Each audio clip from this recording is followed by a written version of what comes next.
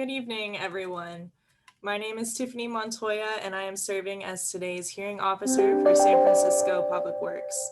Shreese Waiters is the clerk of this hearing. This hearing is being recorded via Zoom and will be available afterward through a link on the San Francisco Public Works website, sfpublicworks.org. As this is a virtual hearing, there is no sign-in sheet, so if you would like to receive information about the results of this hearing, please send an email to the email address listed on the hearing notice. This public hearing is being held to consider the following. First, we will open for public comment. Members of the public may address the hearing officer on matters that are within the department's jurisdiction, but not on today's agenda. Then we will move into 5 hearing orders, all of which are concerning tree removals. First, we have hearing order 205975 at 595 Market Street, followed by hearing order 205979 at 2265 Union Street. And then the next hearing order concerns a project that I'm affiliated with. Therefore, Christian Kalinowski has kindly agreed to serve as a hearing officer for hearing order 205980 at 390 Page Street. I will then resume serving as the hearing officer for the remainder of the hearing, continuing with hearing order 205981 at 200 Rhode Island Street. And finally, we have hearing order 205982 at 1180 Evans Avenue. My job as a hearing officer is to gather the facts for the hearing item, listen to your testimonies, and help our Director of Public Works make determinations. I will not be making any decisions today. Instead, I will forward the findings from this hearing and make my recommendations to the director. The director will make the final determinations. When the director's determinations are made, the department will notify you of them if you have provided your contact information. The hearing will proceed as follows for the 5 cases. I will ask Public Works staff to speak first and present the case. Then I will allow the appellant or applicant to speak.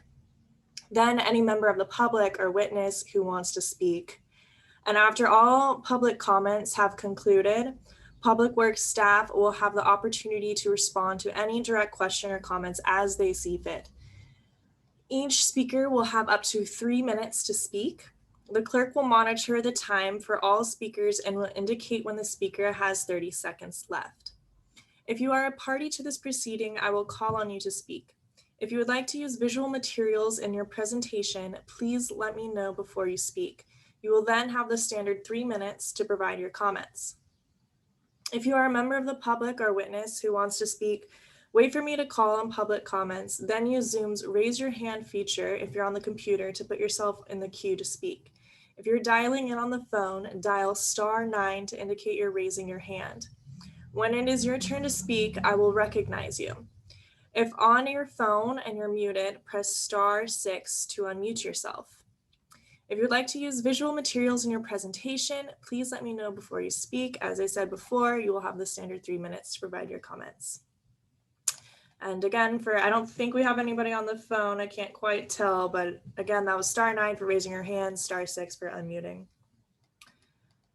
Comments and questions should be addressed to me or in the case of the 390 Page Street to Christian, and not to the department or the applicant. If you cannot finish your comments within the allotted time, you may submit written testimony through urban forestry at sfdpw.org by the end of the hearing. Testimony submit through that email will be forwarded to me, and I will read it prior to making my recommendation. If I feel that a question is warranted during the hearing, I will ask the question. After all comments are completed, I will close the item. We will now begin the hearing. Before hearing the first order, members of the public may raise their hand to address items within the department's jurisdiction, but are not listed on today's agenda. You may raise your hand via the Zoom's raise your hand feature or press *9 if you're calling in by phone now. Please know you can also submit written comments to urban forestry at sfdpw.org. Are there any public comments?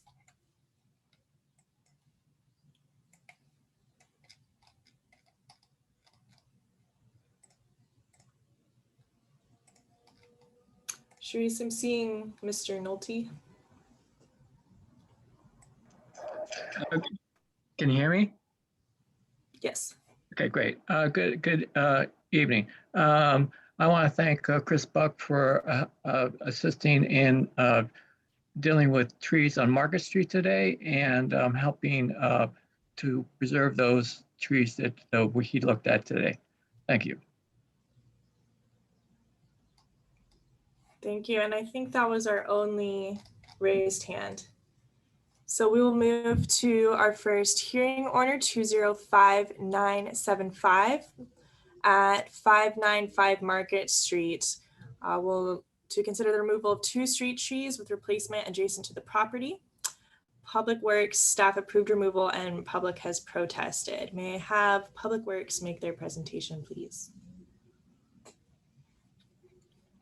Good evening. This is Chris Buck with the Bureau of Urban Forestry, Urban Forester. And Cerise, I just want to confirm if you can hear my audio okay? And if the presentation is visible. Yes, we can. Great. Yes, and it is. Perfect. Excellent. Thank you, everybody. So the first item that we have is 595 Market Street. It's to consider the removal of 2 street trees with replacement adjacent to the property. Our public works staff at the Bureau of Urban Forestry approved the removal and the public has protested. And so what I'll do is go through and show some images of the subject trees while I talk in the background here. So the application that we received is from BART, Bay Area Rapid Transit, and they need to excavate to access an equipment hatch. And that's shown here, the photo, 595 Market Street. The subject trees, the 2 trees proposed for removal as part of this hearing tonight are tree 5 and tree 6. So exposing and opening an existing access hatch will be used to lower new traction power equipment into the BART station. The original application was to remove 4 trees total, but after a meeting with the project team, tree 1 and 2 at 570 Market Street will be preserved and protected during construction. So tree 5 and 6 will be removed and replaced. Excavation will happen within a few feet from the base of the tree. Again, this is another view of tree 5 and tree 6. And I just want to pause for a moment. You'll hear me saying this a lot this evening. At the Bureau of Urban Forestry within Public Works, at the staff level, we really typically try to just remain focused on our job as arborists.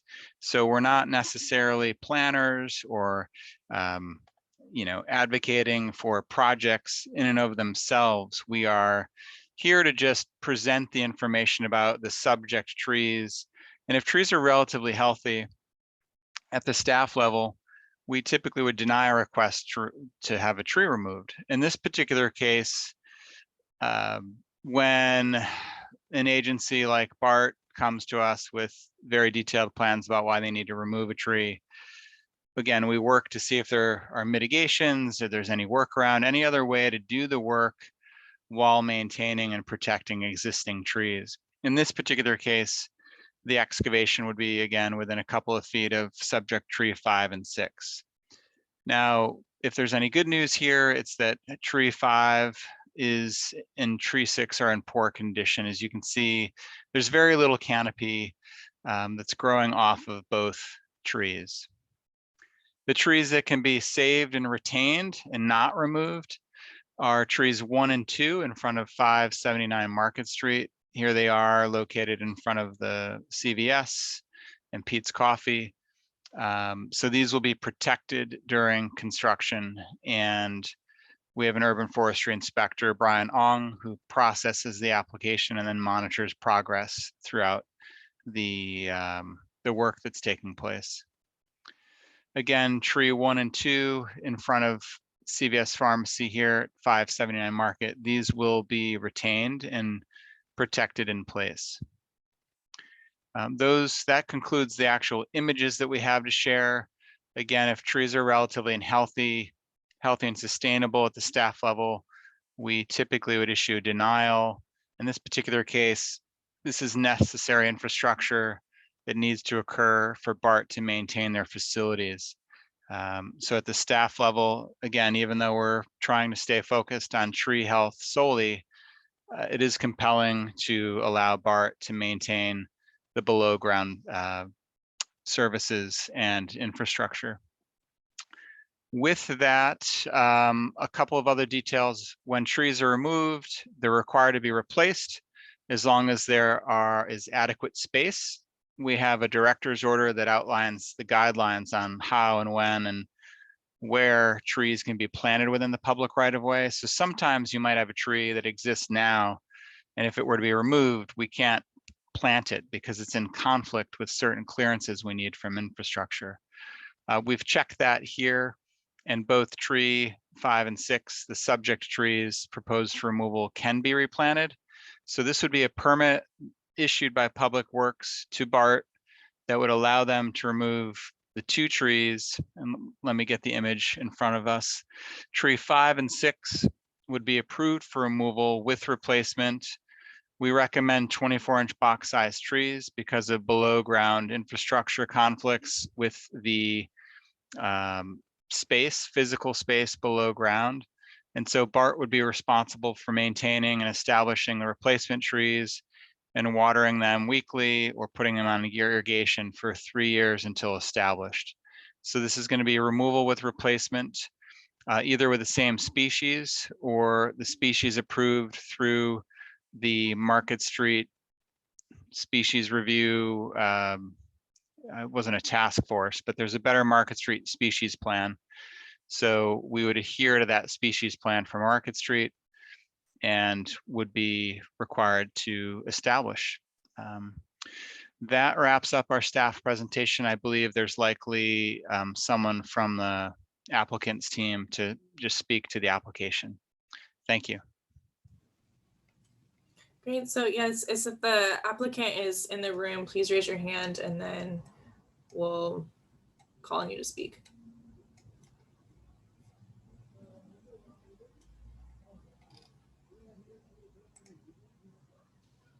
We have Roy Leggett and Jason Robertson. I'm not sure who would need to. Hi, Cerise, thank you. This is Roy Leggett. Okay. I'm the consulting arborist who is working for BART, and Azul Works, who's the project manager for this particular installation. I agree with Mr. Buck about the poor condition of these trees. One of them has a lean of 20 degrees. They're both buried or planted. Well, I don't know if they were actually planted too deeply or not, but they've been buried under surface materials. Tree grates were previously there and they've been removed. The trees just aren't thriving, I think partly from the root collar burial. They also happen to be a cultivated variety of sycamore tree or London plane tree that's called yarwood. Yarwood sycamores are grown for anthracnose resistance, which is a disease. We don't actually have anthracnose as a problem in San Francisco. And the problem with these trees here is that the leaves are very large, they catch the wind, they tend to have long, slender branches. So the wind deflects the branches and causes the trees to grow one-sided or to flop to one side. I think that is also a major factor in why these trees have not performed well. We have much better success, and if you look at the current planting recommendations from Bureau of Forestry, you'll see that there's a type of sycamore that's called Columbia, and that particular variety is much more successful in San Francisco and will perform, I think, very well in this site. Short of that, I think that reverting to the advisory board's planting list would also be an option. But I'm sure that BART will cooperate in terms of the species selection, and that the site will actually be improved, in my opinion, both from a safety and aesthetic standpoint as a result. And they'll cooperate with Bureau of Urban Forestry in order to make a proper selection and something that's contiguous and attractive for the area. So that's all I have for you.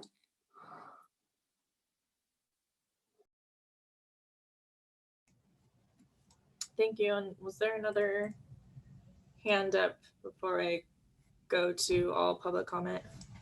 I saw one other person. I did see a hand earlier, but I don't see one now. Okay, then if you would like to speak for public comment, please raise your hand and we'll call on you. And then I still don't think there's anybody on the phone, but again, if you are on the phone, it's *9. Okay, we have Mr. John Nolte. Go ahead, Mr. Nolte. Good afternoon. Can you hear me? Evening? Can you hear me? Yes, we can. Okay, great. Yeah. I have a couple of statements here. One, why aren't these trees around or inside the fence? Bart, if you're excavating or whatever, I mean, if you're going to be working on the property or in front, working in the area, why isn't these inside the fence that you already put up? And since the arborist can't answer the question, but it's a very important question for safety and also for the security of secure the area if they're working. And these trees would have been obviously for a while been looked at for the BART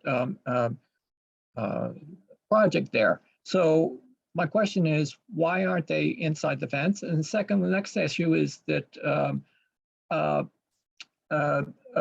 re-looking at what San Francisco plants is very important because we are warming more and referring to an outdated list of trees that the Bureau of Urban Forestry and the council has decided to plant in San Francisco. We have to start thinking out of the box and how trees are going to survive better climate with the climate change that's going on around us. And lastly, Bart, if they take out these two trees, I would hope that they would be successful in planting them and also securing the area and also putting tree protection around the other trees in the area, because if they're going to be working at the site, they may hit the other trees. Thank you.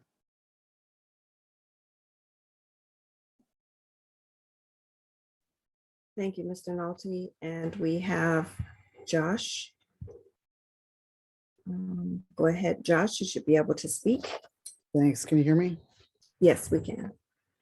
Thanks. When I saw this address on the agenda for today, it rung a bell. So I just did a quick search throughout my Google Drive where I keep notes and my Gmail. And back in June 28, 2021, order number 204937 was also for 595 Market Street, also for the removal of 3 street trees without replacement for this very same reason. Then in December, I received confirmation that 3 trees were already removed at this address back in November due to, I guess, the storm. And now we're talking about an additional 2 trees here for the exact same reason as what was proffered back in June. So just based on this quick search of my personal email and Google Drive, this particular address would seem to have a small forest of at least 5 trees that either needs to be cut down for excavation or maybe it was already removed. And if they were already cut down, then why are they presented for removal at a public hearing? It's just from this one person from the public's perspective, this is really confusing. Not to mention, it feels like Bart just keeps getting bite after bite at the tree removal apple. And this is again in the context of just 2 weeks ago at the hearing 2 weeks ago, they sought to remove 2 more trees at 1201 Market Street for the exact same reason. All of this in which is happening in parallel to the tree removal that we're working on and the appellant's context before the Board of Appeals for the Market Street project for the escalator canopy. So it would be super helpful if this were a little more clear to the public and preferably not an explanation in real time at this hearing, but instead perhaps offered to the public in subsequent written explanation that's supported by documentation. Thank you.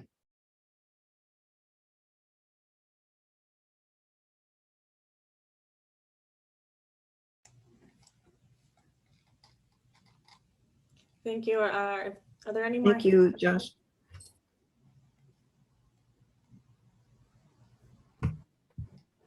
I don't see any other hands at this time. Okay. Then if there are no further comments, we will close this item and I will make my recommendations to the director. We will now move to hearing order 205979 at 2265 Union Street to consider the removal of 2 street trees without replacement adjacent to the property. Public Works staff denied the request and the applicant has appealed. May I have Chris Buck of Public Works make their presentation, please? Thank you, Chris Buck again with the Bureau of Urban Forestry. I'm going to go ahead and find the share screen button. There it is. And with a little luck, I should be able to pull this up. One moment. Hold on.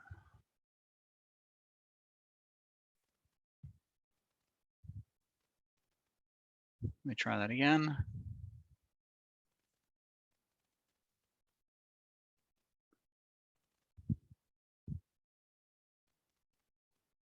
Okay, and can you, it doesn't look like I'm screen sharing yet, am I? Yes, we can. I can see it. Yes. Okay, thank you. Sorry about that. And let me now go to presentation mode, file, view. Hold on. Ah, I see what's going on. Well, we'll use the PDF. View.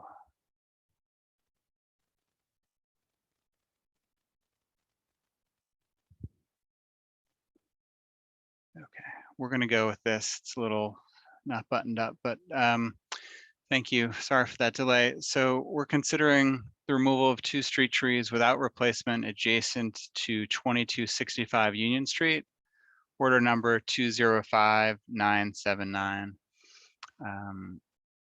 And you know what? No, I've got to backtrack and go to the PowerPoint. Sorry, hold on.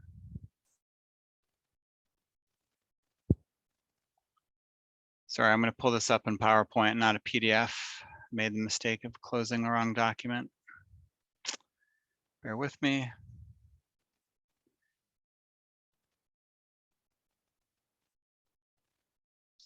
Here we go.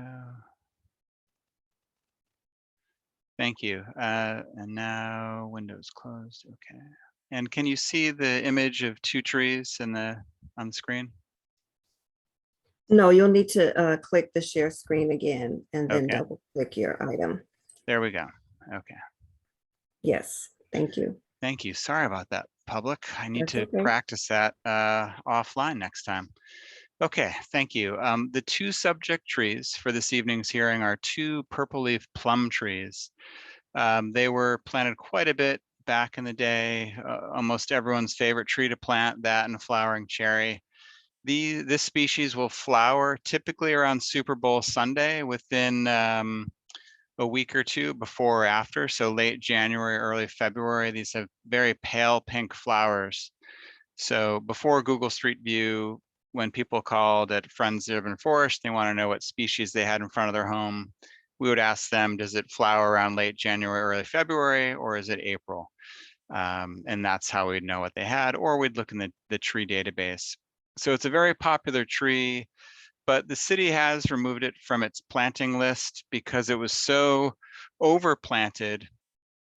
And yet it's ultimately a small to medium stature tree at maturity. The subject trees you're looking at right now, I would consider them beyond, they're over mature, they're senescing, they're beginning to show signs of decline.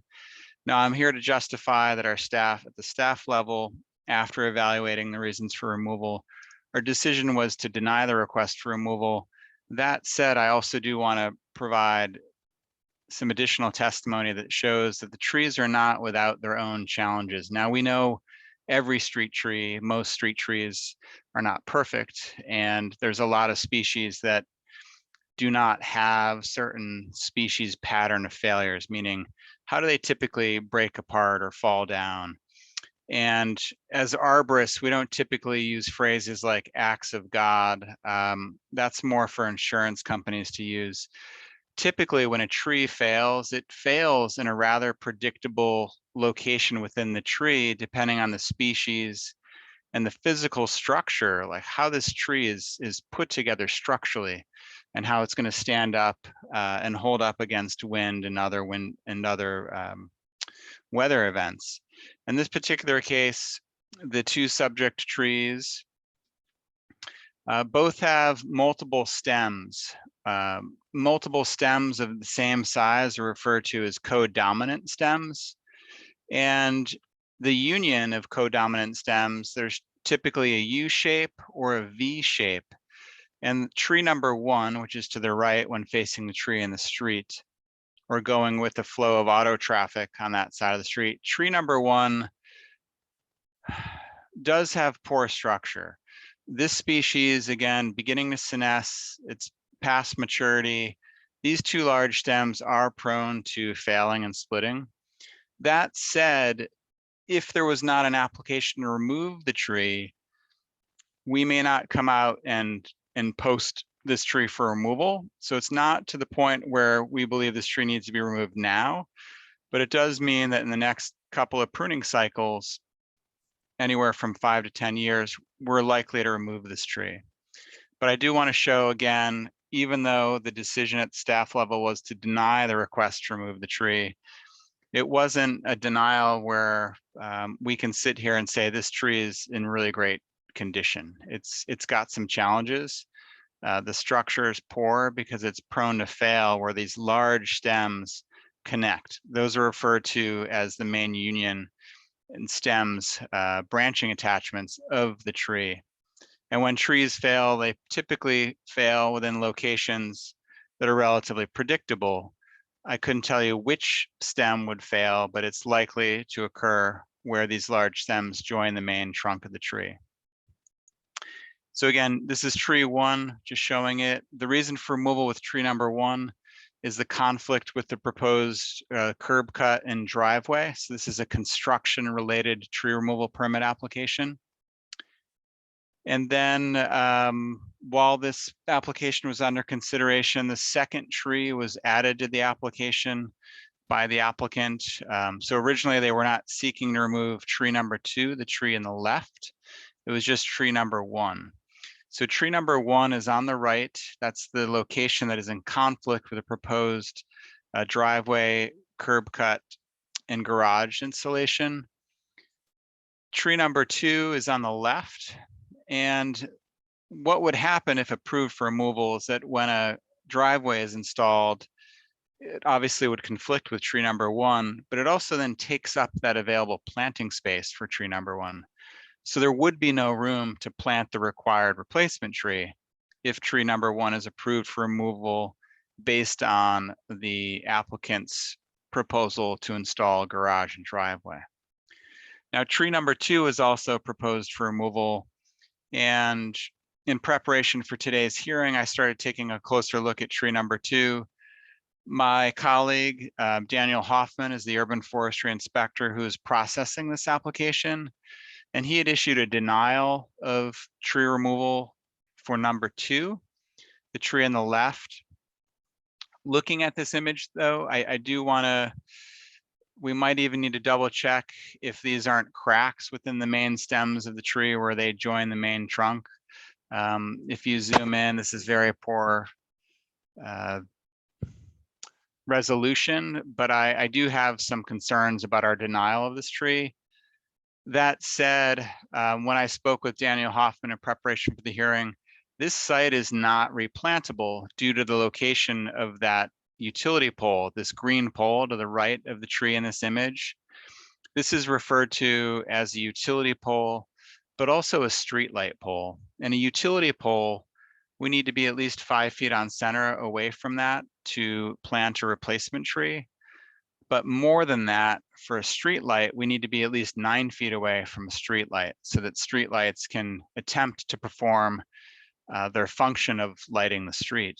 So if we were to approve both trees for removal, the tree on the right, tree 1, would not be replanted because of the conflict and installation of a new driveway. And likewise, tree number 2 is not replantable due to the fact that a replacement tree would need to be placed further away from the streetlight pole, and which also serves as a utility pole. There's a meter and then a water meter to the left of that meter, and then additional utilities. So moving it to the other side of this parking meter on the left here is not an option as a way to find room for the required replacement tree. So this one's a little bit complicated. Nothing's easy.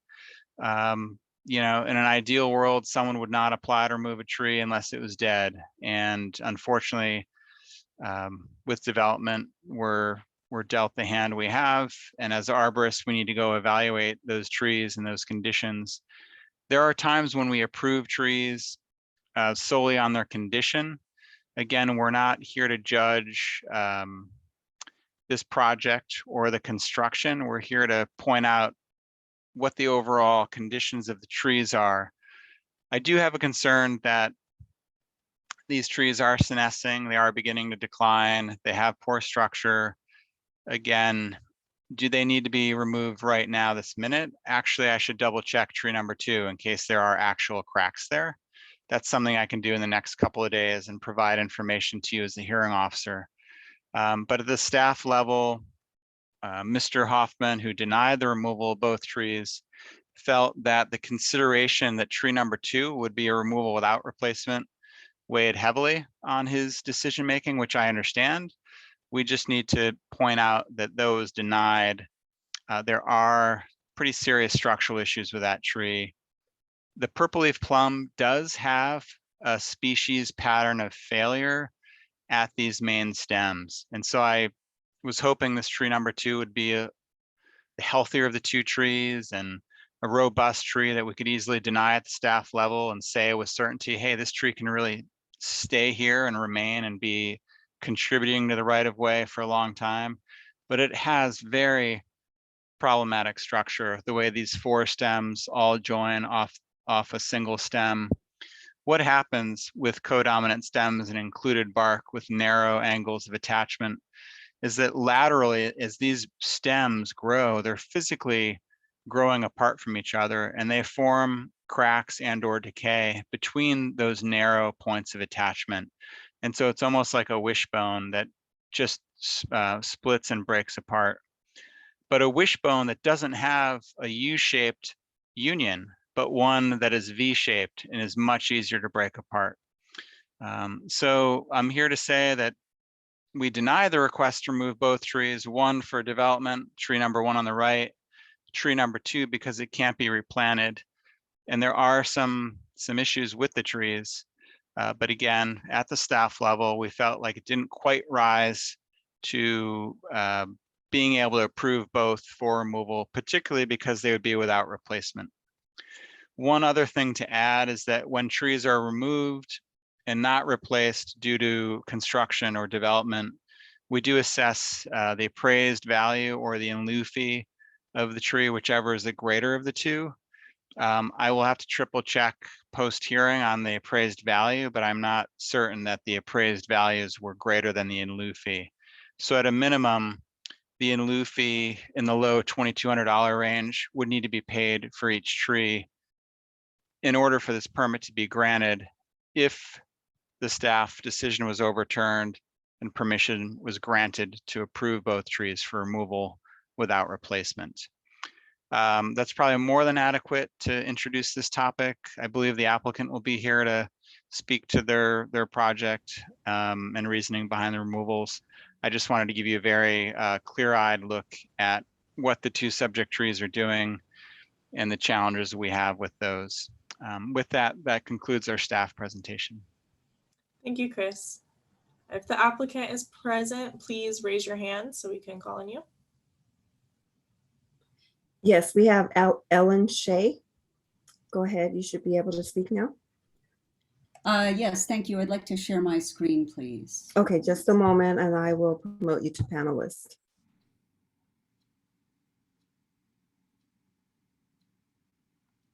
Thank you. Okay, You're welcome. great.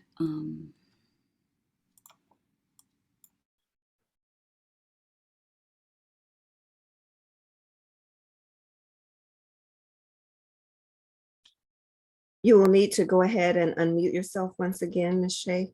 There you Okay, go. thank you. Yep. Mhm. Now I'm just getting to the share screen part. No problem.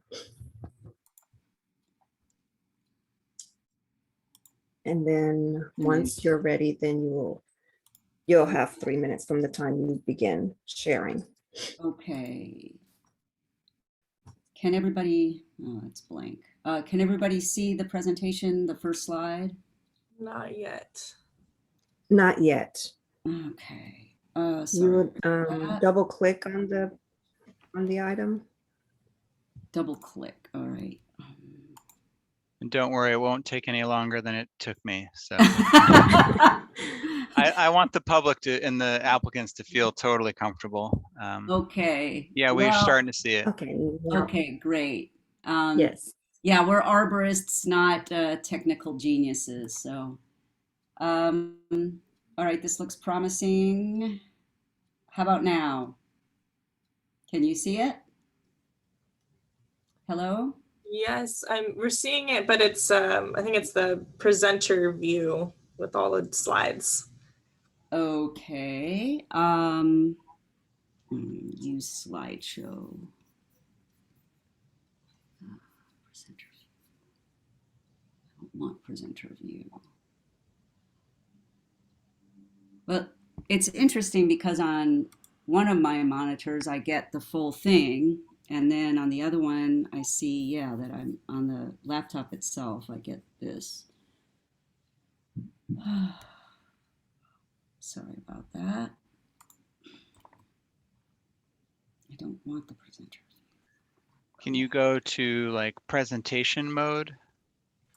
I thought I was in that. Yeah. Yeah, all right. Presentation. I don't want presenter view. I want slideshow. Slideshow Yeah, play from from beginning. start. Yep. And then what it does is I get presenter view on the laptop and I get, I've never had this happen before. It always just did what it was supposed to do. The first Okay. view, when you had it the first time, it does show the main image large enough to view, I feel.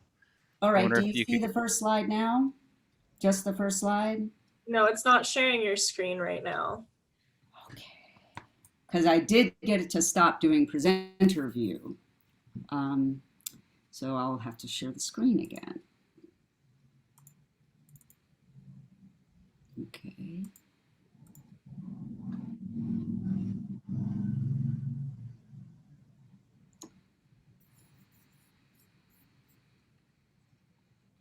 Okay. How about now? Perfect. Yay. Okay, great. Yes. Okay, so yes, my original assignment was to look at both trees and come up with a tree protection plan for tree 2, and also to review the plans about tree 1. And obviously, as it is in the footprint of the driveway, that was going to support the removal permit application. However, when I got there, I saw things that made me recommend removal of tree 2 also, unfortunately. So this is, I visited this in December, and this is what they looked like. I'm going to start with talking about tree 1. This is the tree in the footprint of the driveway, and I did see a fungal fruiting body, which is essentially a mushroom, on the east side of the tree. It's a shelf fungus. Now, purpley plums are subject to a number of wood decay fungi, including Ganoderma. There may be some others. I was not able to specifically identify the species. What it most resembles is this Inonotus stryophilus, which is more common on oaks. But this has been a bumper year for fungi of all species, and we're seeing them in places we didn't see them before. I think it's important to note that the presence of a mushroom or fungal fruiting body is not always there, even when the fungus is present. The actual fungus lives in the wood itself. It decays the wood and reduces the wood's strength. And they don't always produce the mushrooms. So when we do see the mushroom, that's definitely a sign. It's growing on living wood. So it is a wood decay fungi that eats the wood and reduces the wood strength. So in my mind, you know, if we're seeing a fruiting body, then we don't know how strong the wood is on that tree. Tree number 2, which was a tree that we were hoping to preserve. I'll save you a trip, Chris Buck, because there is a crack, an active crack, and we can see at the very base of that crack a little bit of moisture or sap coming out. I always go out and carry a probe, and I was able to insert this 11-inch probe 6 inches into the crack. So this is an actively open crack in between the two main scaffold branches, the co-dominant scaffolds that Chris Buck mentioned before. So I think this is a very poor candidate for preservation. The work that's going on is very close to the tree, and even the act of trying to protect the tree by wrapping the trunk or wrapping the scaffold limbs could actually exacerbate the crack and cause a failure. And the fact that we have wood decay fungi in the other tree, it's likely to be in this tree as well. So they're replacing all the concrete, and they're going to be working very close to the tree. They're likely to cut roots, and they may induce the failure. So, of course, mitigation is up to the city. If it's not a plantable site, the applicant is willing to comply with any required mitigation, whether that's in lieu fees. It is too bad that it's not a plantable site. They would be willing to plant if it were. Thank you.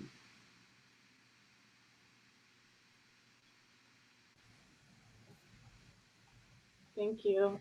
If there's any other public comments, please raise your hand so we can call you. I guess I'll turn this on.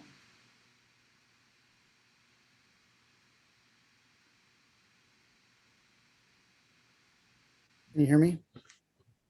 Yes. Okay, thanks.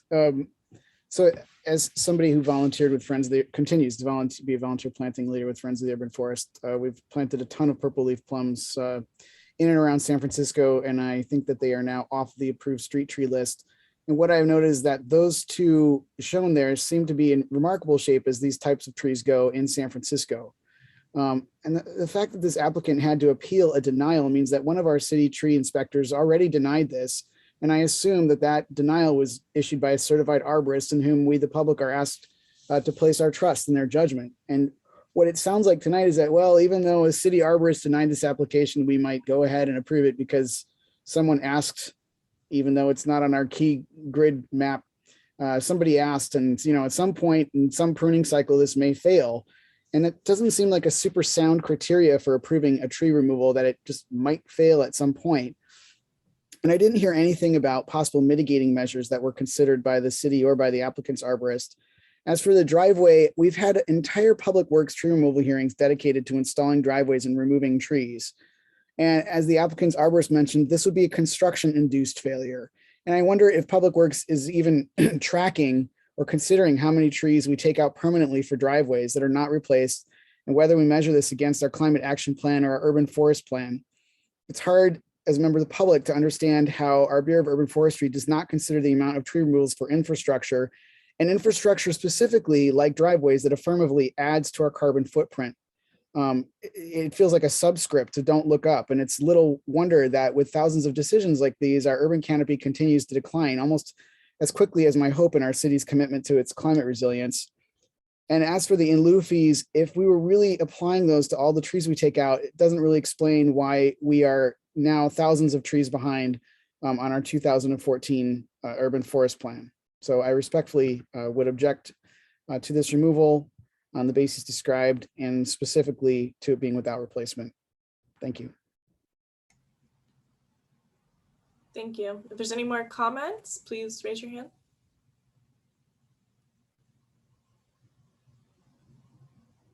Sharice, I'm not seeing any hands. Are you? I do not see hands at the moment. Okay.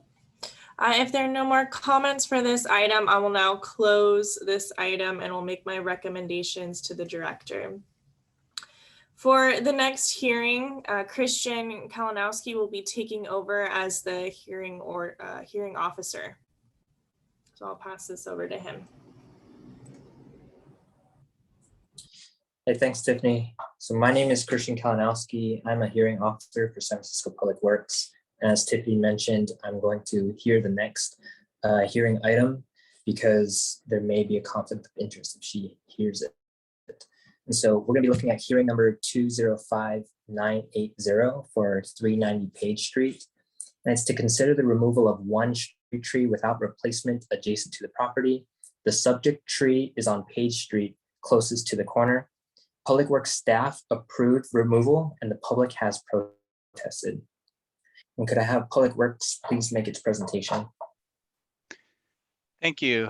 And hopefully I can screen share a little bit more quickly this evening on this second one. Cerise, can you see my presentation? Yes, we can see it. Okay, so let's go. Great. So this is regarding 390 Page Street. And again, my name is Chris Buck, urban forester with San Francisco Public Works, Bureau of Urban Forestry. This is for the removal of one street tree without replacement adjacent to the property. The subject tree is on Page Street, closest to the corner, and Public Works staff approved the removal and the public has protested. And just a little bit of background on the application for removal. This is referred to as the Page and Buchanan Street. There are proposed safety improvements, and I believe they're calling it neighborways. I have other information on it.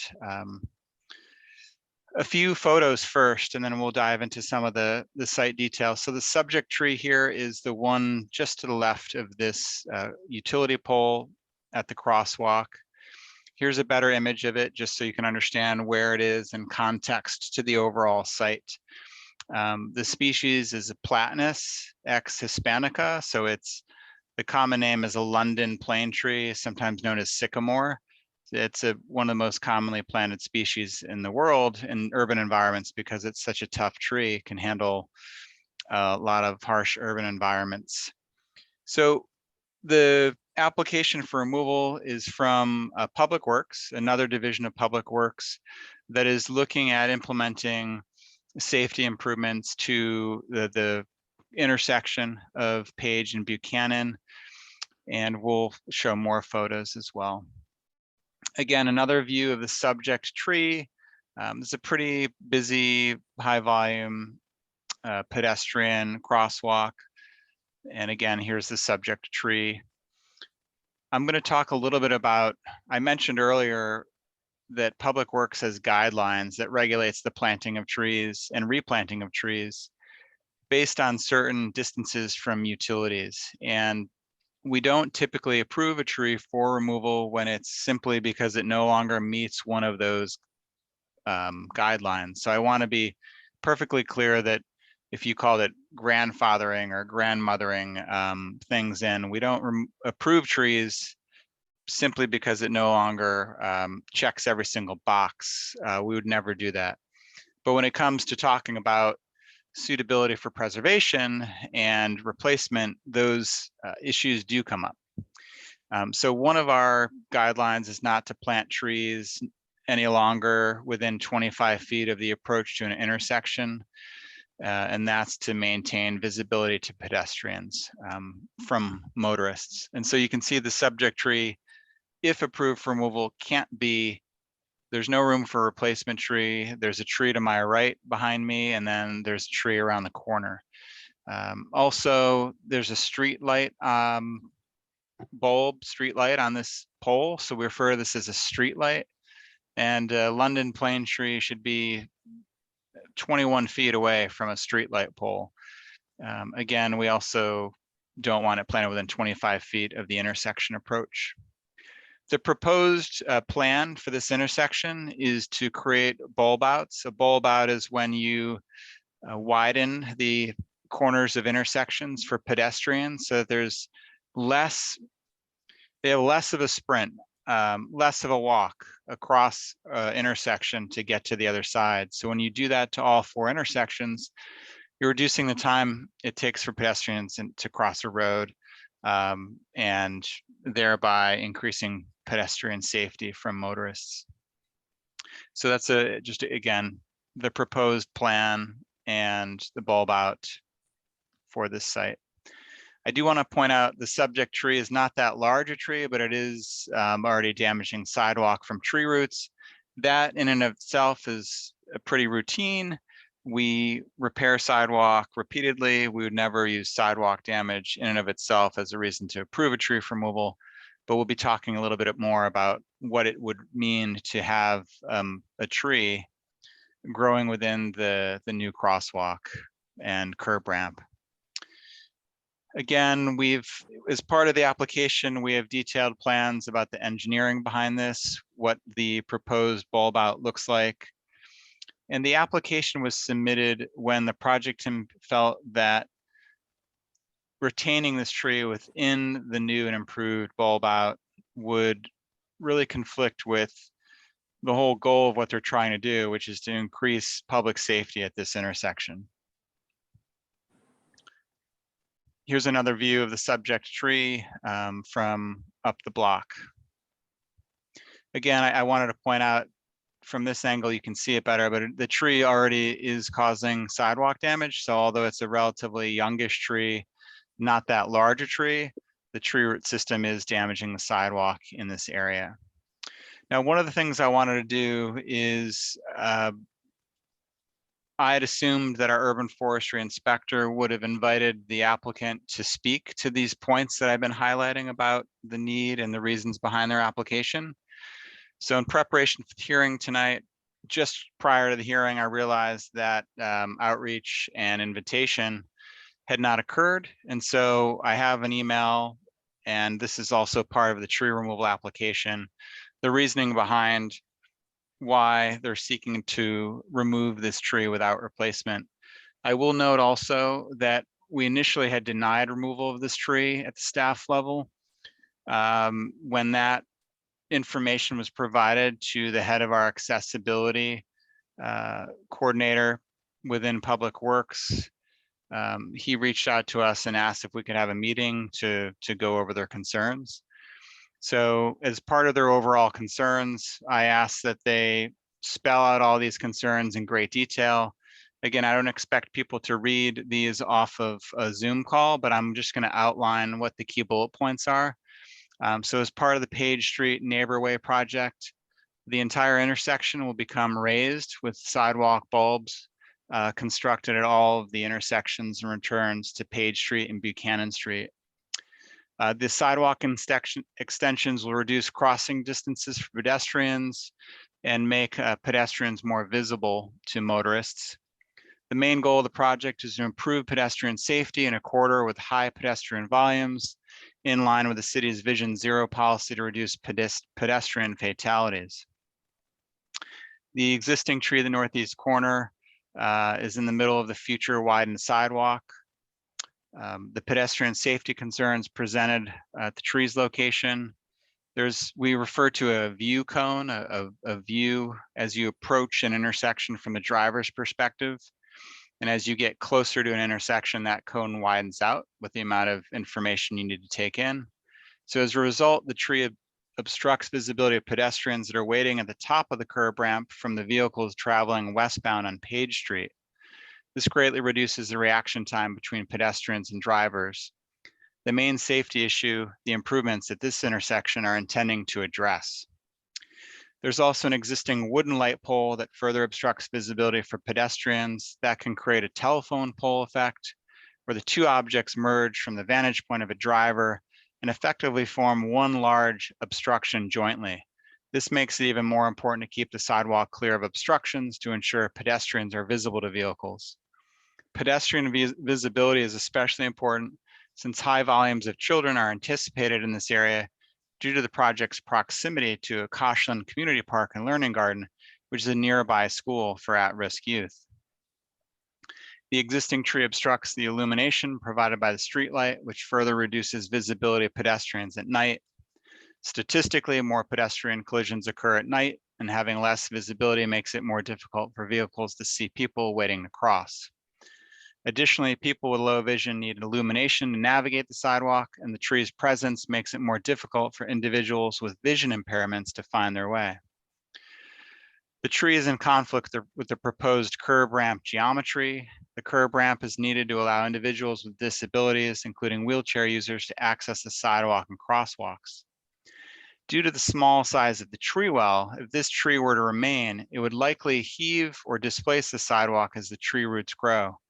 This damage to the sidewalk may create trip hazards for pedestrians and other non-accessible conditions. The city makes every effort to preserve existing trees. However, the health and safety and welfare of the public is paramount, the city's highest obligation.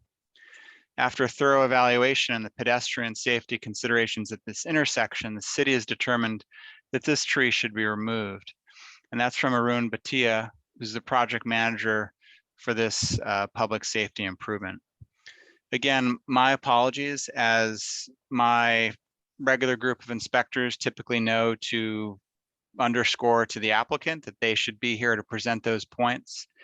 But I was part of the special meeting that occurred with accessibility, where we allowed them to make their case. And as the arborist, as the urban forester for San Francisco,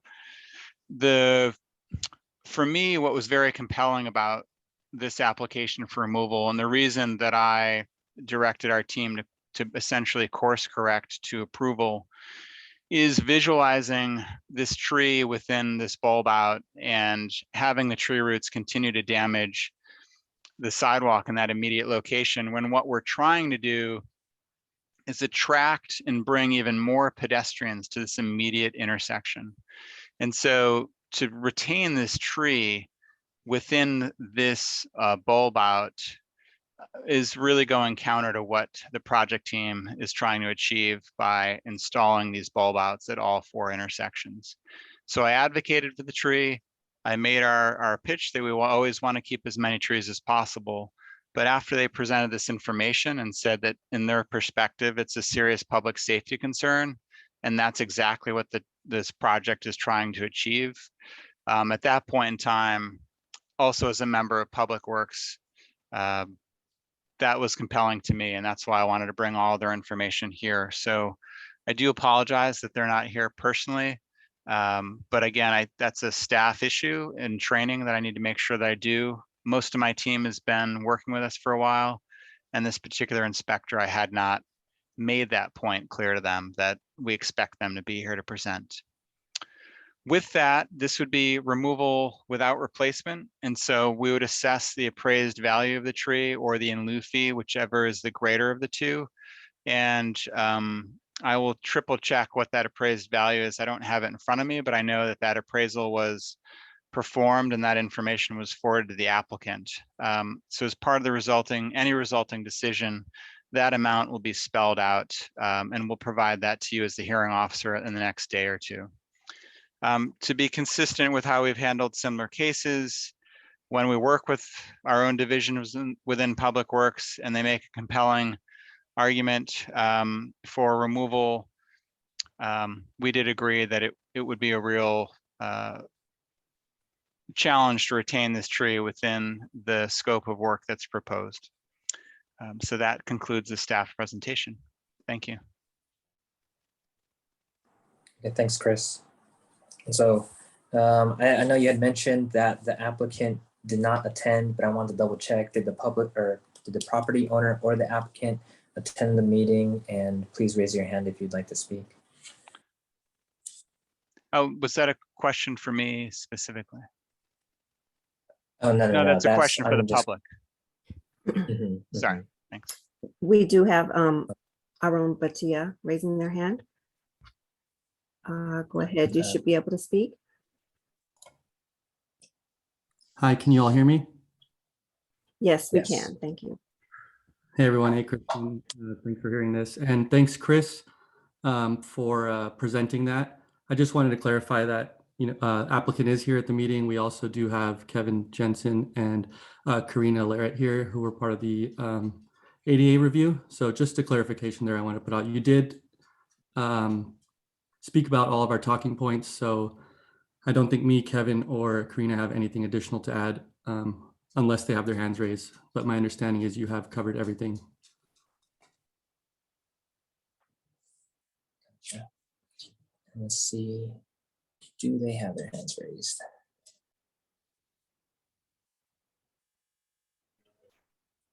No, I don't see any other hands from the applicants. Gotcha. Thank you, sirs. Could I have? Oh, I am Imam? sorry. We do have Kevin Jensen did just raise his hand. Just a moment. Go ahead. You should be able to unmute yourself.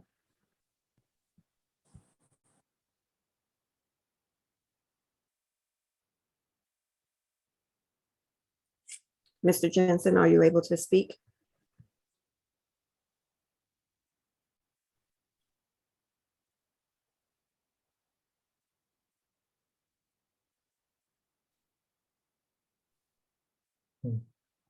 Is it because I might be because I haven't left yet? Sorry, let me try leaving. Oh, I can hear you now. Hello? No, this is Arun still. Sorry. Am I supposed to do something if I press leave? Oh, no, I'm sorry. Okay. I Okay. will mute you again. I am having a delay. I do apologize. I'm having a delay with everything. Okay. Just a moment. It looks like Kevin had just mentioned in the chat that his microphone is not working, but he can text. Okay, so let's see, let me back up to his comments. I can read what he wrote in the chat to us. He said that keeping the streetlight unobstructed is also a critical pedestrian safety concern.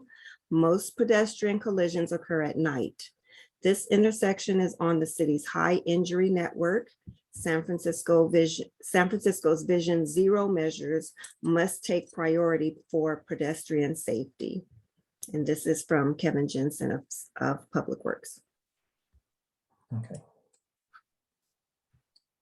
And we also do have a hand raised by Rick Pearman. Okay. You should be able to unmute yourself and speak.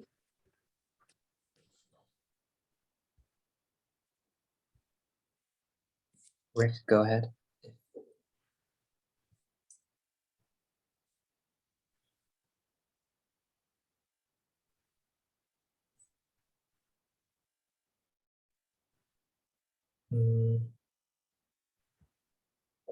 Let's see. Rick, I see you mute and unmute yourself, but we can't hear you if you're talking.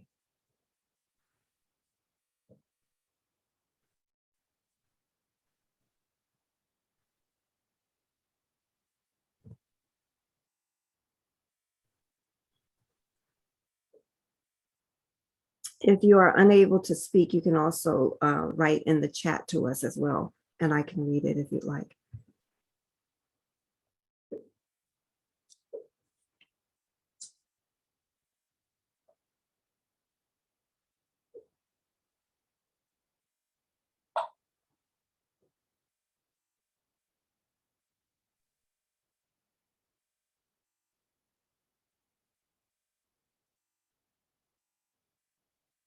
Okay, it shows that you are unmuted. Can you speak to us?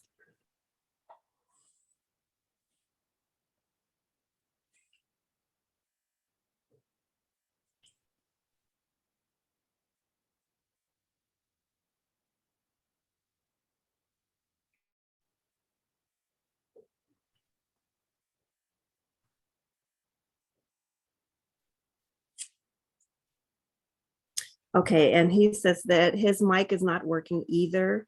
And he doesn't have anything further to add at this time. Gotcha. So I'd like to invite any other member of the public to speak as well. And please raise your hand if you'd like to speak. Okay, we have Josh. Go ahead. You should be able to speak. Thanks. Can you hear me? Yes, we can. Thanks. To start off, there's no evidence that this tree is in itself unhealthy.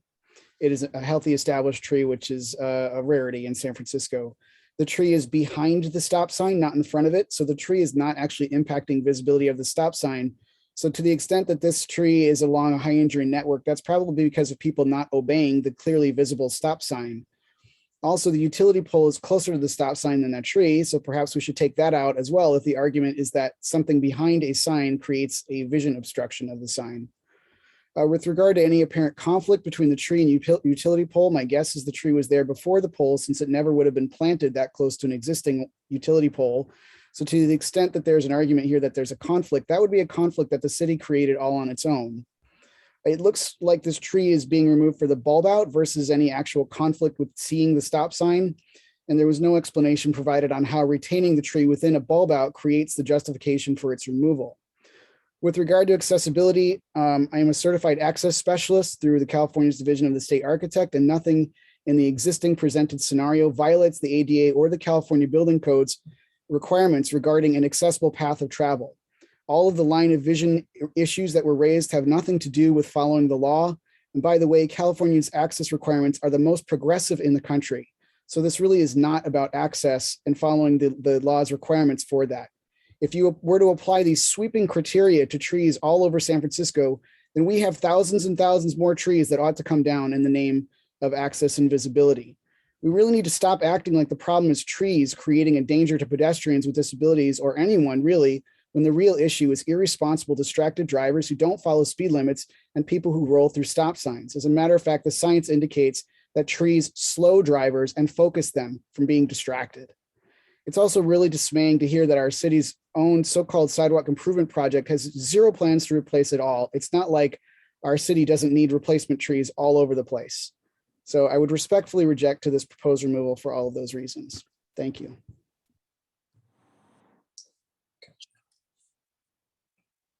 Thank you, Josh. We have Mr. Nolte. Go ahead, Mr. Nolte. Good evening. As a person who lives in District 5, I'm a little concerned about again, taking out a tree. Again, quoting the just because there are, you actually went out of your way probably to take pictures of students in the crosswalk, and just because of that school that doesn't have a large population of kids at, it's a private school. And so, again, I would not agree with the safety plan that's being put forward. Again, you make this. I looked at the maps for the high, all the things that were discussed with the this project, and that network is flawed. And if you go back in time, you will see that the numbers don't add up. And I've looked at them and I've studied them and I've looked at the reports. And so, city's own data counters what the project team is trying to do.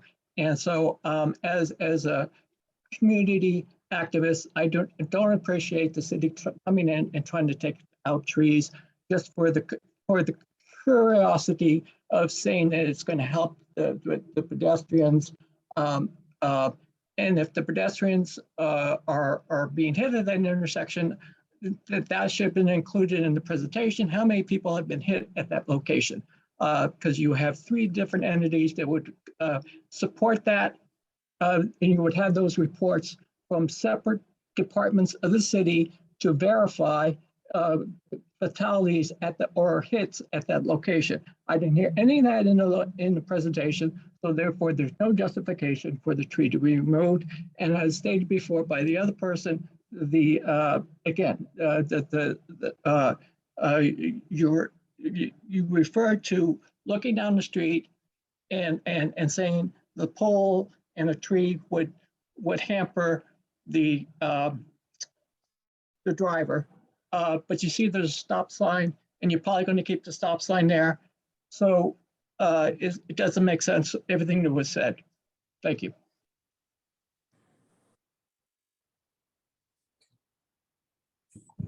Thank you, Mr. Nolte. Mr. Kalinowski, I do not see any other hands at this time. Okay. So then I would like to invite the department or the applicant to respond to any comments that were made.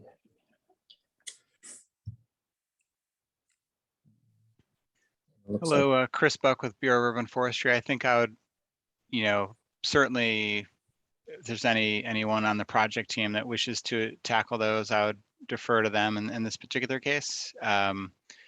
So let's try them first. Okay. I did see a couple messages from Kevin Jensen in the chat. Yes, we do. Let me see. He says that the visibility of the stop sign to drivers is not the issue. The concern is the existing tree, along with the utility pole, blocks the view between pedestrians waiting at the corner and approaching drivers. Hold on a second.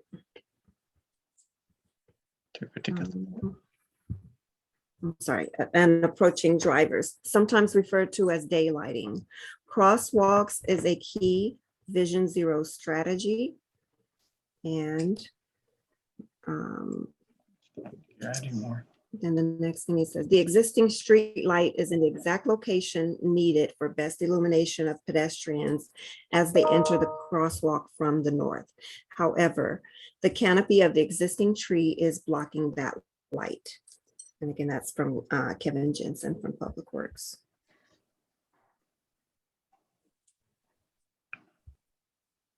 Okay. Is there any other comment from the department or the applicant? Chris Buck with Public Works again. I did want to just point out that Kevin Jensen works for Public Works and had tried to get through this call, part of the applicant team, and his mic isn't working. So we are accepting this text. So I know I haven't worked with you as a hearing officer before, but I do know that our the public, we typically dissuade and do not want people to comment using comments, but I just wanted to make a note of that we're doing that at this moment to allow project team to speak, to answer questions. So we're not, Cerise, perhaps you could clarify, but we're not opening that up to like public comment, as long as public comment can be received through normal means. But I don't have any more comments on this. Yes, that's correct. When the hearing officer asks for public comment, you will be able to raise your hand and we can call upon you at that time for public comment. But if there was anything further, then we would ask that you would send it to us, and I will put the urban forestry address in the chat as well, if there's any further written comments, and the hearing officer can consider it for his recommendations. It's definitely. If there's any other comments, please send it to me after the hearing today. But if there's no other people raising their hands, I'm going to go ahead and close this item and make my recommendations to the director. And I will pass this meeting back to Tiffany and Cerise. So thank you.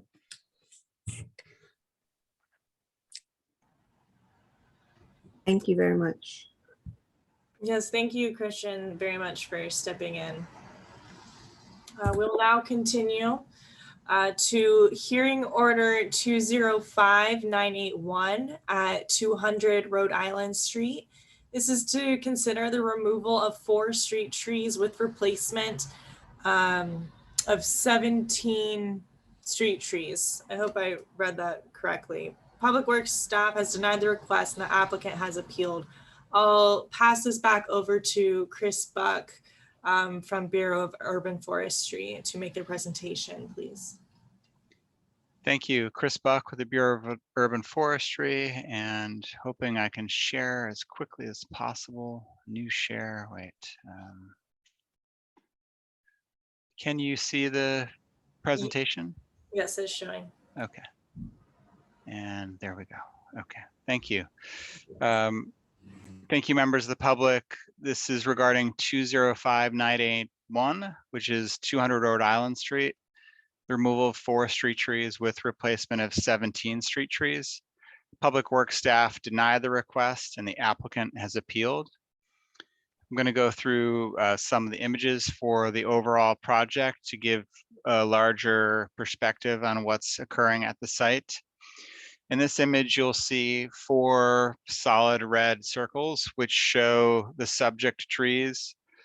And then you'll see a number of bright green circles that are have a red outline. And those are the proposed replacement trees as part of the overall project. So it's remove the 4 solid red circles, the subject trees, with replacement with 17 along the frontage of this public project, public right of way. It's a private project. So I do want to point out it looks like the subject trees are going to be at the back of sidewalk, so to speak. And you'll see when we go through the images that the current location of them is different. So the sidewalk width is being expanded in this proposal. So these are the 4 trees proposed for removal. Again, we'll look at the trees themselves and their condition.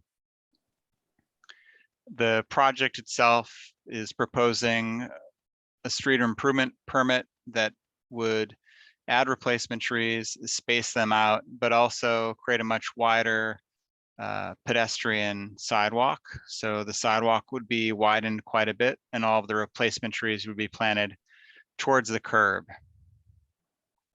With that said, now that we've been looking at the plans for a moment, these are the subject trees, trees 1, 2, 3, and 4. The species, these are privet trees or Ligustrum lucidum.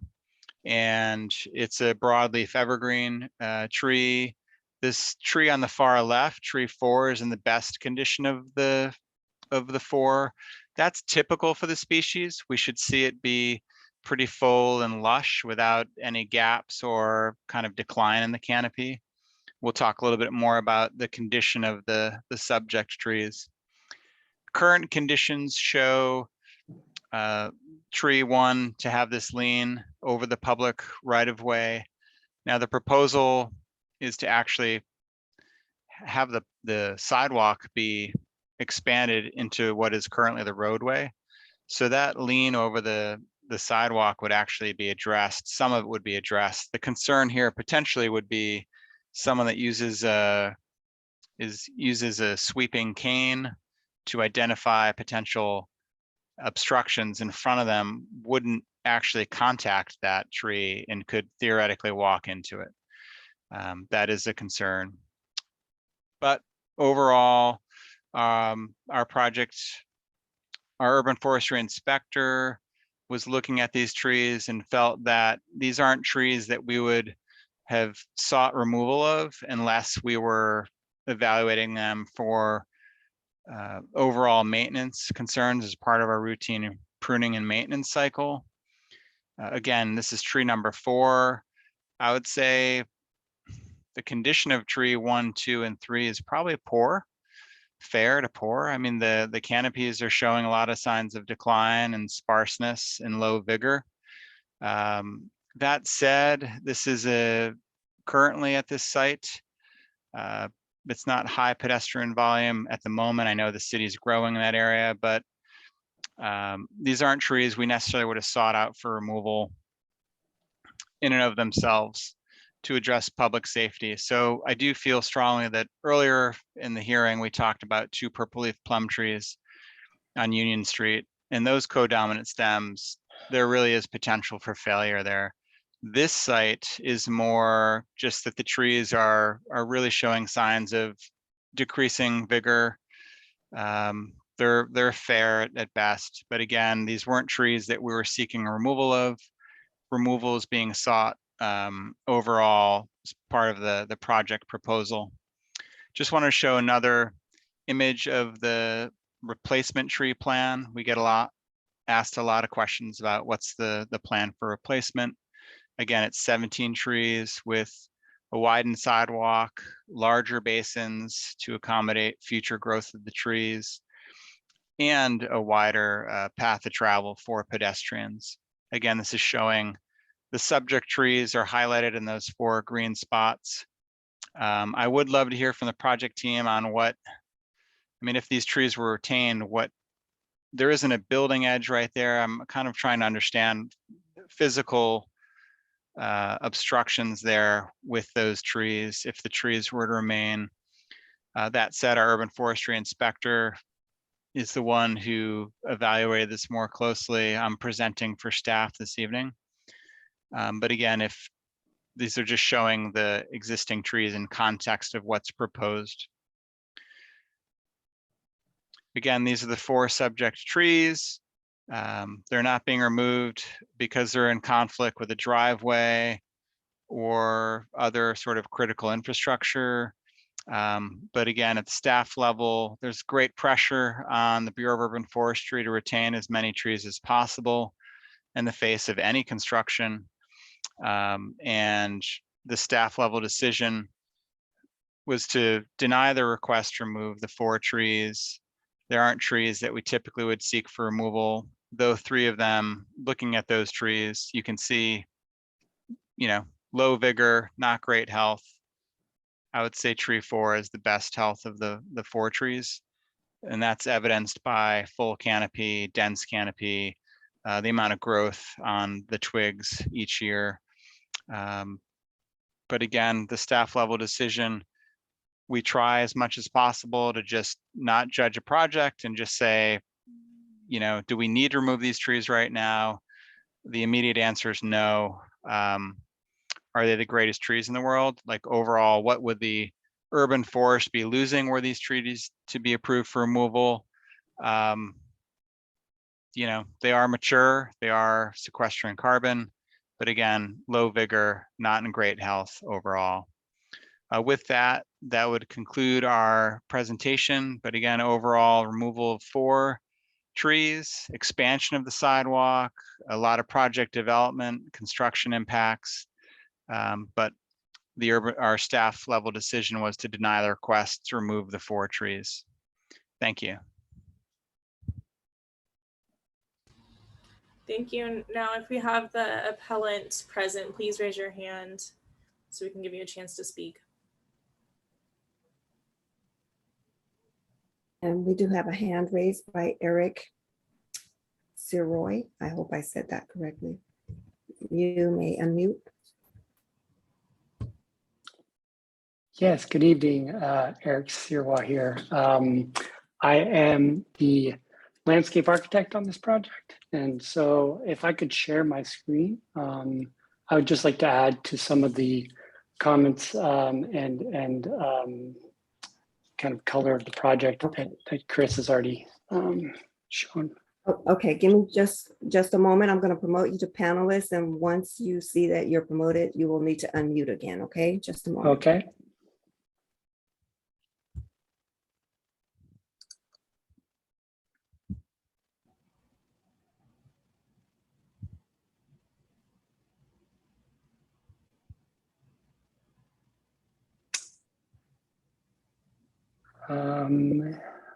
Are you able to see my screen?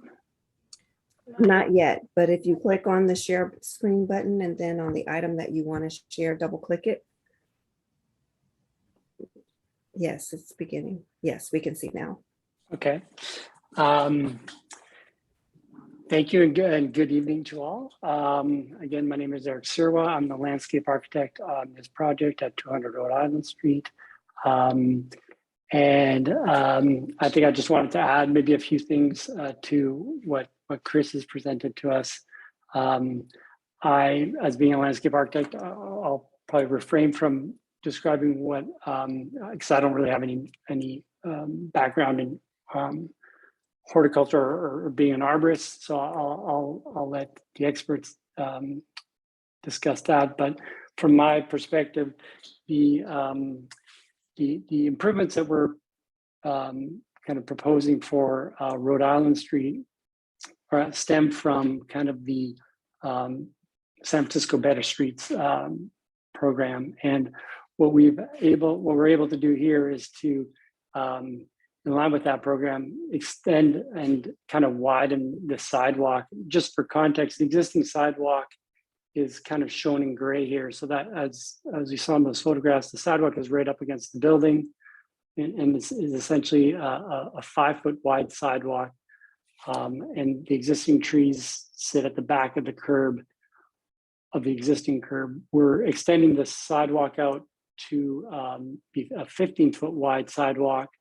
And to do so, the existing trees are in conflict with that new sidewalk. As you see here, the green is representing the new sidewalk, which essentially comes up to the center line of the trunk of these existing 4 trees. That is also the property line for the property. So the current sidewalk is within essentially the subject property. So it's on private property, and then this is the property line. And from that point out, we're proposing the sidewalk. We did, in developing this plan, look at what it would mean to preserve these trees, with essentially either bumping out the sidewalk so that it doesn't is no longer a 15-foot sidewalk. I think with one of the major concerns is just the disruption to the roots of these trees as you construct the sidewalk, the new sidewalk, as well as the grades. We're not able to hit the same elevation, and so we'll be quite a bit higher at the back of sidewalk than what the existing curb line is. So there will be some, I guess, grading and conflicts with this new sidewalk and the existing trees. 30 seconds. There are also some, with the improvements to the building, there is a new fire exit through this exit stair and a door that is in conflict with this one tree. That would, again, is a development driven conflict, while the sidewalk is more of a city improvement conflict that has been kind of vetted through the SDAT program as well as the Better Streets program as well. So that, in addition to the additional 17 trees that are being proposed for the site with kind of optimal or hopefully better growing conditions for the new proposed trees along the new sidewalk, is hopefully going to benefit the city as a whole and offset the reduction of these existing trees. Thank you. Thank you. I don't see any other hands at the moment.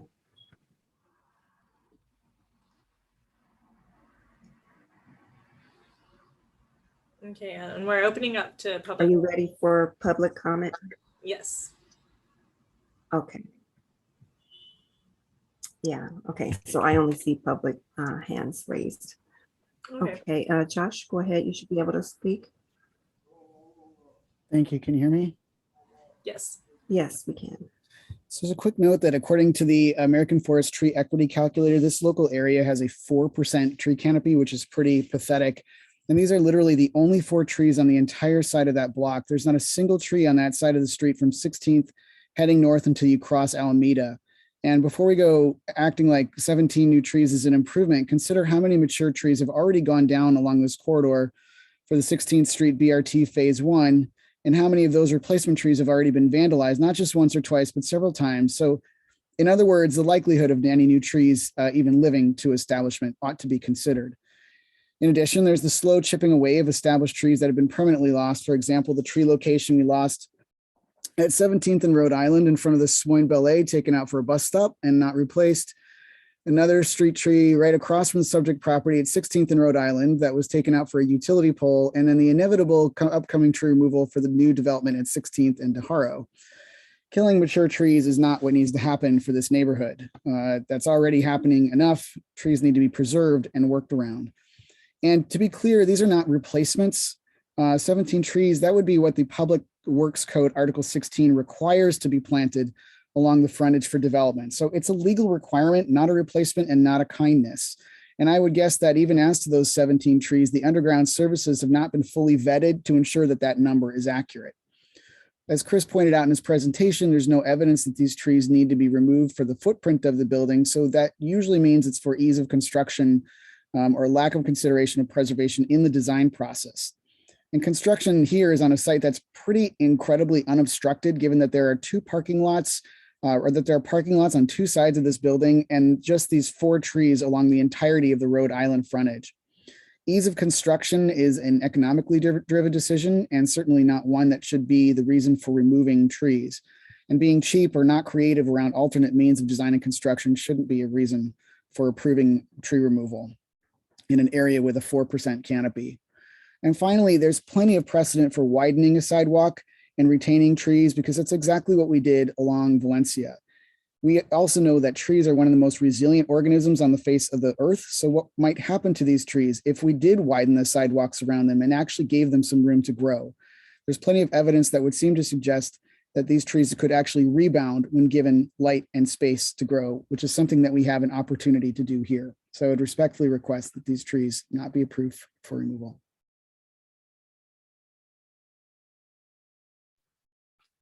Thank you. Thank you, Josh. And now we have John Nolte. Go ahead, Mr. Nolte. Good evening. Can you hear me? Yes, we can. Great. I also looked at the a Google map of the location and see that there was a tree taken down on the 15th Street side there, and there's an empty.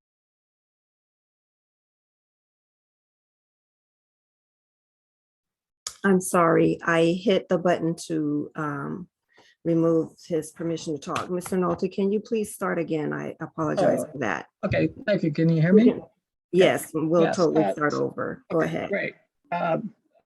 So my point is that on the 15th Street side, I see there's an empty tree plot, and also for the planning code, there's supposed to be a tree every 20 feet. So there's no new gain per se for this location. That's just the planning code to because they want to rehab the use of this property as historical property. So I would again question the two parts to this is that the property is they want to put it into office space, and we have an abundance right now of office space. So they want to build on this property office space and fix up the building. It was used as something. This part of town was used as totally different area. It's an industrial area, so you're really not helping San Francisco by this parcel being fixed because we have an abundance of office space right now. We have way in the market. So, and I don't think this project has been approved yet. So I question the applicant's request for removal of the trees, widening the sidewalk, and reasoning why they should do it. And also, I would suggest that the 4 trees be, if this project goes forward, the 4 trees be reserved, and that the trees be protected during construction if that goes forward. Thank you. Thank you, Mr. Nolte. I don't see any other hands at this time. Okay, if there's no other hands to be raised, then I will close this item and make my recommendations to the director. Doesn't look like there's anybody else. So we'll now move to hearing order 205982 over at 1180 Evans Avenue. This is to consider the removal of 14 street trees with replacement of 5 street trees along Evans Avenue and Jennings Street frontages. Public Works staff has denied the removal of 6 street trees, and the applicant has appealed. Staff approved the removal of 8 street trees, and the public has protested. May I now have Chris Buck of Buff please make his presentation. Thank you. Good evening. This is Chris Buck with the Bureau of Urban Forestry, and just wanted to see if you can still see the PowerPoint. Yes. Okay, great. And now I'm going to see if my keyboard will work. Hold on.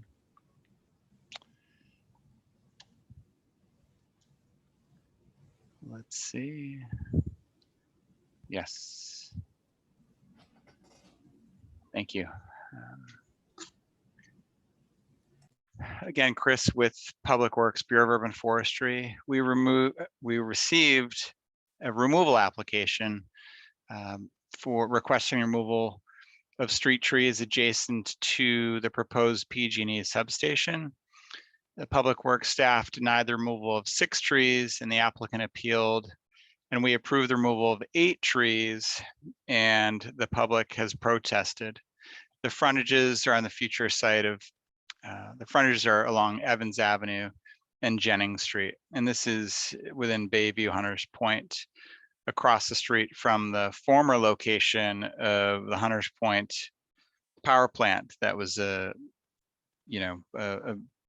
environmental issue, a serious environmental justice issue for decades, but was removed.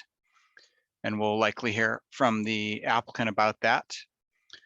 Overall, here's one of the site plans showing overall site. This actually in the large green circles shows what's proposed for placement along this immediate portion of the frontage. There will be a plaza proposed in the corner, which is currently private property, but will be turned into a public plaza. The applicant can speak to more of those details, but I do want to kind of dig in and go through the trees one by one and just review what our findings were at the staff level, what our decision making was all about. But you've heard us say it again repeatedly this evening, although we've had a few challenging cases. These are a little bit more straightforward, where we do believe the trees that are in good condition could remain. Trees that are in poor condition, we would agree with approval of. The reason for the removal of many of these trees stated on the application is just a direct conflict with the conduit, the underground conduit that would need to be installed as part of the substation. So bringing electricity in and out of the location. So many of these trees would not be able to be replanted. Looking at this first grouping along Jennings, this shows in red dots with the yellow circles the trees that would be removed, and then the replacement trees for those. And so we have trees that are numbered. There's a new curb cut proposed in location of tree number 1 in the diagram. And that's the top of the screen. And then the photo to the right shows that on the far right in the image. Then we have trees 2, 3, 4, and 5. At Public Works Bureau of Urban Forestry, we order the tree numbering with typically the flow of traffic on that side of the street, because we give work to the tree crew and the order in which they're likely to come across it when they're in a truck moving down a street. So that's a little bit behind our tree numbering. So staff denied the removal of tree number 1. This is a red iron bark eucalyptus, Eucalyptus sideroxylon. That's a lot of these species are planted along Jennings on both sides of the street. I will note that there is some damage to the sidewalk caused by the tree roots. This is a pretty regular occurrence for a street tree. The existing sidewalk is narrow. So when if we were to go repair this site, we wouldn't be able to expand the basin into the path of travel. We'd expand it laterally to the sides. But again, reason for removal here is conflict with the driveway curb cut location. I also just want to point out, I had our inspector, Marcus Dotson, note our buff tree ID numbers. That's the longer number. We kind of refer to that as like the social security number for the tree. It's specific tree number within the database. And our overall sequence number, he listed that as buff sequence number 12. But again, this is how he's been numbering things with the, and that should be tree buff sequence number 1, actually. I think 12 is a typo. That's tree number 1. Tree number 2 is here on the left. So we're just going to move through the, well, he's calling that buff sequence number. He's calling that sequence 13. Buff tree, the thing that will not change is that the photos in the tree site line up with the buff tree ID number 199-376 in our tree database. Again, we deny the removal of this tree. It's in the center of the image on the left. So to the left of the driveway, that first tree is tree number 2. It has some trunk injuries, but nothing that would reduce the strength of the tree trunk, kind of superficial injuries there, not a public safety concern. Canopy is a little bit sparse, but overall still providing benefits.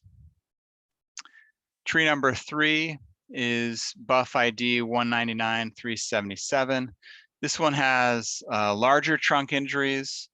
The foliage is a little bit more sparse, but overall, again, even those look maybe unsightly aesthetically, they're not a serious public safety concern that would actually reduce the strength of the tree. The trunk's ability to hold itself up is not in doubt.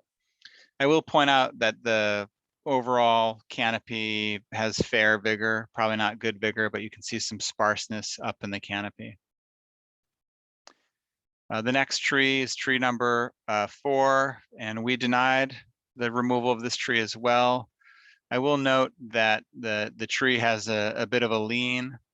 I think that actually was an old lateral branch that took over when the main stem of the tree was injured long ago.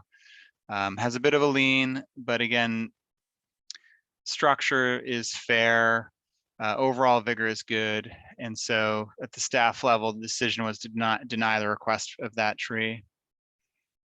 Buff staff approved this next tree largely because it's in conflict with the proposed PG&E conduit.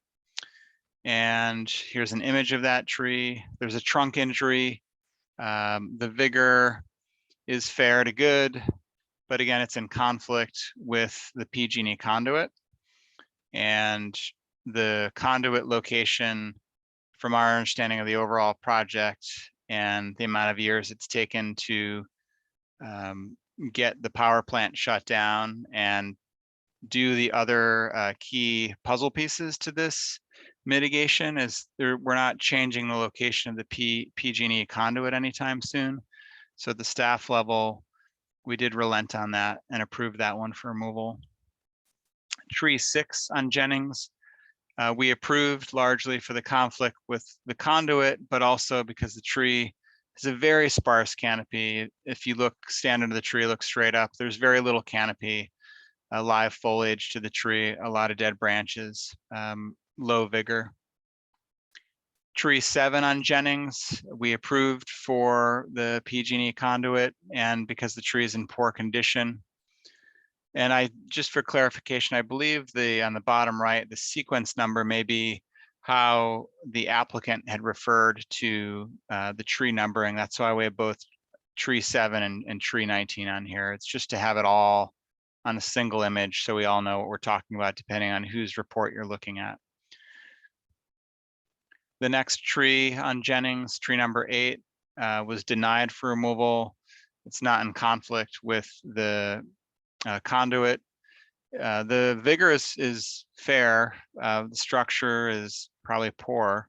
But again, we're just trying to retain as many trees as possible. We also, when a tree is removed without replacement, we do a landscape appraisal to determine the true value of that tree. Now, trees may have amazing value beyond any number we can place, right? Someone could say, no, this tree is a poem. If it's directly in front of your window and it brings, you know, birds and bees by, you might not be able to put a number on that. That said, there's an industry standard on how to create an appraised value for trees. And that's created by the Council of Landscape Appraisers. So there's a very specific formula to that.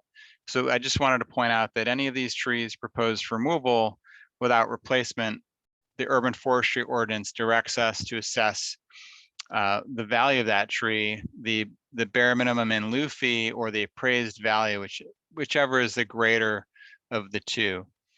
So one of these trees, the red ironbark, was tree number 1 that's in conflict with the driveway curb cut, has an appraised value that was over the standard in lieu fee of $2,240. All the rest along Jennings appraised below the current in lieu fee amount. And so Marcus Dotson was showing his math on that. Again, the rest of the trees along the Jennings frontage appraised for less than the standard in lieu fee. But again, we like to show our math and just show that process. Moving along to the Evans Avenue frontage. Again, just moving through these trees. This is tree 1 with the tree ID number. This is a Acacia melanoxylon. This is a blackwood acacia. This was denied for removal by our staff because it would not be in conflict with the conduit. This tree is in fair condition. There is a trunk injury and it has low vigor. So it's in fair to poor condition. This next tree was approved for removal because of the conflict with the PG&E conduit. It's not a large tree. Has very low vigor and is in poor condition. Tree 6, this tree has been approved for removal by Buff staff, largely based on the conflict with the conduit. It's tree number 6 on this block. This is another type of acacia, but it's longleaf acacia. Just a FYI, it's a smaller growing tree than blackwood acacia. It does have a bit of a lean, overall fair condition. The next tree is tree number 9, and this tree is mostly dead. There's actually a side branch that's still alive, but the tree is 95% dead, very poor condition. Clearly a tree that should be approved for removal, and it also conflicts with the conduit. This tree was approved for removal, tree 13 in the row. Again, another longleaf acacia, poor condition, low vigor, trunk injuries, and in conflict with the conduit. Likewise, this next tree, this is tree 14, buff sequence 11, tree ID 6429. Buff staff approved this largely based on the conflict with the PG&E conduit. A tree overall is in poor condition, has a trunk injury, is low vigor, and showing signs of decline in its canopy. So Mr. Dotson, our urban forestry inspector, performed similar appraisals on the trees along Evans Avenue to determine if any of these trees were at $2,240 or greater. So essentially appraised the standard in lieu fee, which is the cost. I should step back and just say the in lieu fee is the cost to purchase, plant, and water a street tree for 3 years. That's the cost it costs the city. So that's a standard in lieu fee. And the appraised values of these trees along Evans are all well below that amount. And again, just wanted to show our math in that case. Overall, again, going back to the very start of the slide, we received the application for removal of these trees, 14 street trees with replacement of 5. There's 2 frontages involved. We denied the removal of 6 trees because they were not in conflict with the conduit, and we felt that they were in good enough condition to remain. We approved the removal of 8 trees, largely because they're in conflict with the conduit and because they're also mostly in poor condition. And only 1 tree, tree 1 on Jennings, appraised for a value greater than the standard in lieu fee, but only by $60 to $70. One thing that also came up this afternoon in preparation for the hearing, we were contacted by the applicant who had expressed some concern about jurisdiction over these trees and whether or not certain aspects of our process are required to be adhered to. So I will say, just to put it out there as to you as the hearing officer, what I'll be doing in the next couple of days is following up likely with our interim director, Carla Short. She's our in that role as interim director, but is the previous superintendent of the Bureau of Urban Forestry. We worked together for over 15 years, and any questions about jurisdiction or what PG&E is required to adhere to is something that I'm just naturally going to ask her about and verify. It's possible that some aspects of this application, perhaps again, these are possible scenarios, but if we confirm with the interim director that portions of this are possibly not appealable to Board of Appeals, whatever our own internal findings are at the Bureau of Urban Forestry at Public Works, what I'm recommending to you as a hearing officer is that you give us a few days to probably a week to get feedback, to answer any questions that come up as part of the hearing this evening. But I wanted to present that to you because I think it'll also be touched on by the applicant. And I propose, obviously, making sure that we check with our own advisors on how to handle that question of jurisdiction. That said, trees that are not in direct conflict with the infrastructure, we would obviously say, well, those trees should remain. So there's definitely a value. The trees are in the public right of way. And so we're here to, again, just reveal all the information we have about this project, answer any questions we might have, and just explain where we are and how we got here. But all that said, any tree that's removed and not replaced, we would assess the appraised value or the in lieu fee, whichever is greater of the two, as our code requires. And that concludes our staff presentation. Thank you for being patient. Thank you. Thank you. Okay, I'll now invite the applicant to speak. If you can raise your hand. And they do have their hand raised, and I believe the first speaker will be David Penn. Go ahead. And do you need me to promote you to panelists at this time? Cerise, yeah, I would like to just show a rendering of the project. So I would like to share my screen. Okay, just a moment. I'll promote you to panelist, and then it'll ask you to unmute yourself again.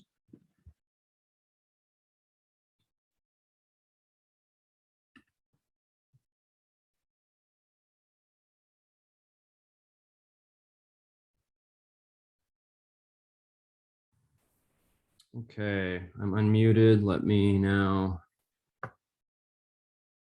share my screen. Can you see that? Yes, we can. Great. Thank Yeah, I you. just wanted to show just a rendering of the proposed PG&E substation. So this substation does replace the Hunters Point substation, the existing one that's currently at the end of Evans. This new substation will be located at the corner of Jennings and Evans. And once it's in operation, the existing substation will be fully decommissioned and that site remediated, as has the power plant that Chris mentioned. That plant was decommissioned in 2003, and that site is, remediation is well underway there. And the decommissioning of the existing substation that this is replacing will allow for the opportunity for more trees and street trees to be planted. PG&E has partnered with the city throughout the design of this new substation, and that continues to be the process through the BUF process, removals and plantings. But as Chris kind of alluded to, California State General Order 131D does stipulate that local authorities are preempted from regulating projects such as this. And I believe, and we'll get clarification from Carla and others, but I also believe that preempted from discretionary denials of permits such as tree removal permits that we're pursuing here that really are required by the design of the project, which is a substation. It's providing increased flexibility and power stability and infrastructure for the city of San Francisco. It's replacing equipment that's beyond its normal operational lifespan. Replaces older, outdated equipment with modern, environmentally friendly equipment. The project improves electrical service and reliability.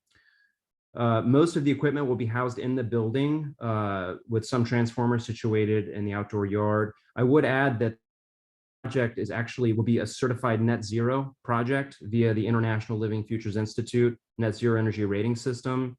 And this project will feature the first ever sulfur hexafluoride free air cooled switchgear in the new station also supports the city's vision for a redeveloped waterfront, specifically SF Rexham Park, India Basin Park redesign. This redesign relies on PG&E removing transmission towers as soon as possible, and this transmission tower removal is in turn dependent on this substation. As Chris mentioned, the station will also feature a public plaza in front of the building, which Scott, who's the landscape architect for the project, can speak to next, as well as some of the more details on the project and the parameters that we're dealing with in terms of just simply what can and can't be planted where due to the very high voltage lines that will be buried underneath this site. 30 seconds. That's Cerise. That's really all I had. 30 seconds more. Yeah, Cerise, that's all I really had. I would turn it over now to Scott Mulholland, the landscape architect. I also wanted to mention that Paul Cooper, the project architect, is available if there are clarifications or questions that he can speak to.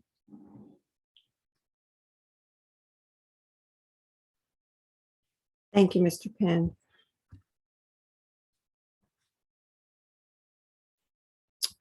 We have Scott Mulholland. Did you need to be promoted to panelist as well to share your screen? Yes, that would be great. I have a slide to show. Okay, just a moment, please. Thanks.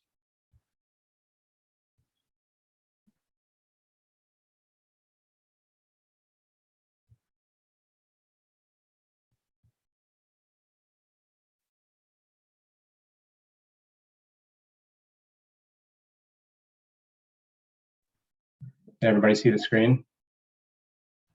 Yes, we can. And you will have 3 minutes. Thank you. So the new substation building will have a large public plaza that you see here in tan. That's at the corner of Evans and Jennings. It'll have custom paving, custom furniture, a new wider streetscape along Jennings and Evans. So this will all be torn up and replaced. New artistic lighting and an integrated stormwater design that will capture stormwater for the whole project. As part of the PG&E substation, high voltage underground lines enter the site along both Evans and Jennings, pretty much along the entire area.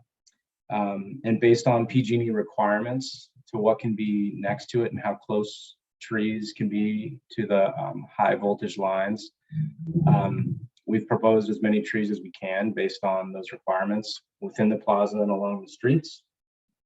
And as you can see from the graphic, we'll be planting 1, 2, 3, 4, 5, 6 new trees along the street. And we have some new trees inside the plaza too. We have 3 new trees inside the plaza. So we're really limited on where we can plant this. We have a little tiny square right here that'll be feasible. And as part of the construction, a lot of this will get ripped up. There's a large retaining wall along the service yard. So a lot of this existing sidewalk will be impacted, including the roots of the existing trees. But the sidewalks are going to be widened, so it's going to be a lot better for the trees. They'll have a wider basin, these new proposed trees, and it'll be a wider sidewalk for the pedestrians to walk through. Cage put trees, which we're proposing, are on the approved street tree list, and they do hold up really well to the wind, and they'll be irrigated with an automatic irrigation system.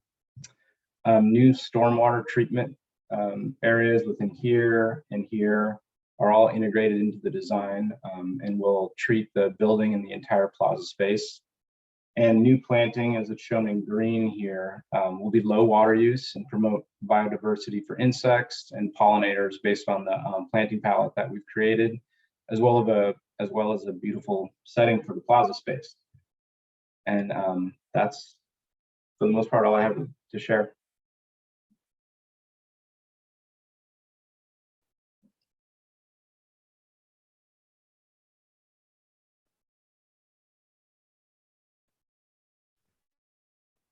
Okay, thank you very much. And then we have Mr. Cooper. Mr. Cooper, did you want to speak and to share your screen as well? No, I'm here just if there were any questions that needed to be answered. I'm good, thank you. Okay, thank you. So at this time, Ms. Montoya, I don't see any more hands. Okay, we'll open up to public comment. If there's anyone else, please raise your hand to speak.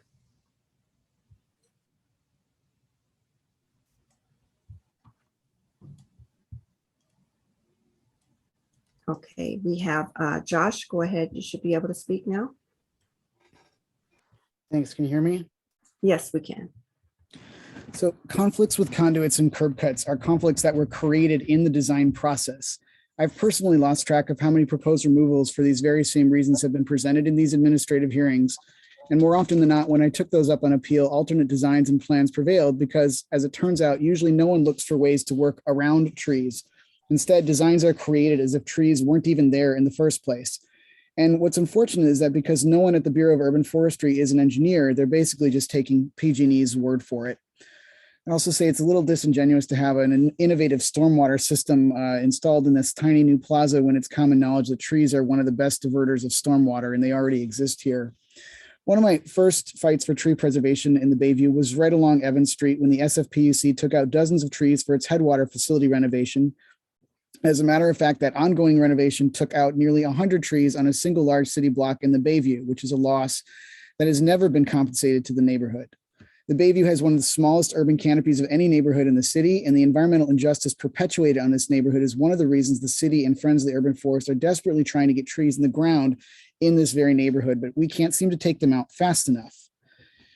There are good reasons for planting more trees in this neighborhood as fast as possible. This neighborhood suffers the highest rates of asthma in the city, has approximately 90% impervious surfaces, has freeways running through it, and is subject to higher rates of urban heat islands that impact not only health, but also force people to pay higher utilities to keep their homes cool during heat waves. So I guess in a way, it's a little ironic that we're adding more power to the Bayview because Lord knows they're going to need it since they don't have any shade and are losing more trees every year. Anyone who reads the news understands that PG&E isn't really doing any favors for trees in the state of California. I'm not going to go into that, but it's mind-blowing to me that even as we talk about removal in one of the most environmentally disgraced neighborhoods in the city, we aren't simultaneously talking about a massive, robust mitigation plan in the same breath. Just a vague reference plan to maybe this will allow more trees to be planted in the future. And this is shameful, which is why it also doesn't surprise me that PG&E is trying to get out of public works authority here, even though these trees were the very trees we're talking about were planted and maintained by San Francisco taxpayer dollars. Just about every time some agency, so in the recent years, hasn't gotten what it wanted, it pulled the jurisdiction card. So I'm wondering how much of that is correct versus how much of it is PG&E wanting to get what it wants so that it can move forward without having to deal with the people of San Francisco who have a right to this public process. In any event, based on all of the things I've just mentioned, I would respectfully object to the proposed removal here. Thank you. Thank you, Josh. And we now have Mr. Nolte. Good evening. I have a couple of statements here.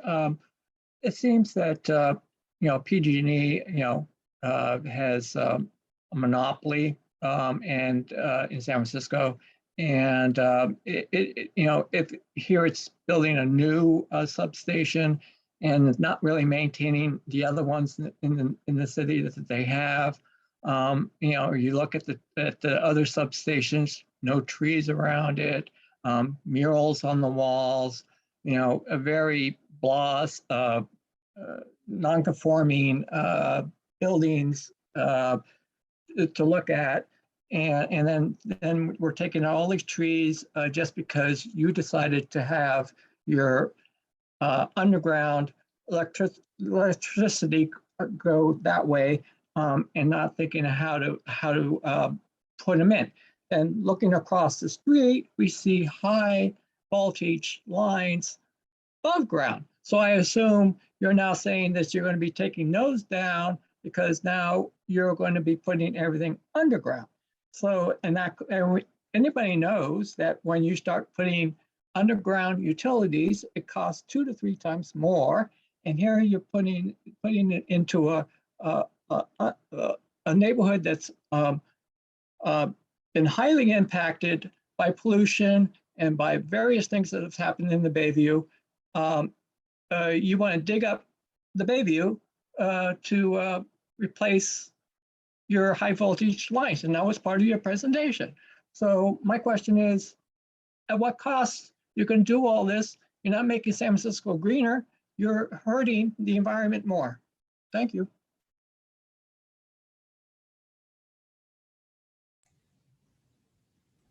Thank you, Mr. Nolte.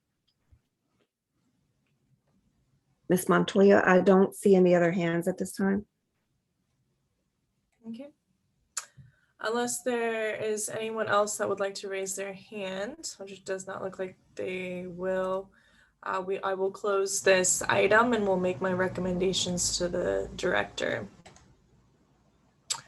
Okay, now I will ask if there's any public comments for anyone that may have arrived late. I don't think we have this, but who did not have a chance to speak earlier and would like to speak now. So this is for anyone who has not had a chance to speak before on any of the items from this hearing. You can raise your hand. Okay. Then if there are no more public comments, I am closing this hearing. Thank you everyone for your comments. I will make sure to look at any written testimony that is sent my way as well before I make my recommendations to the director.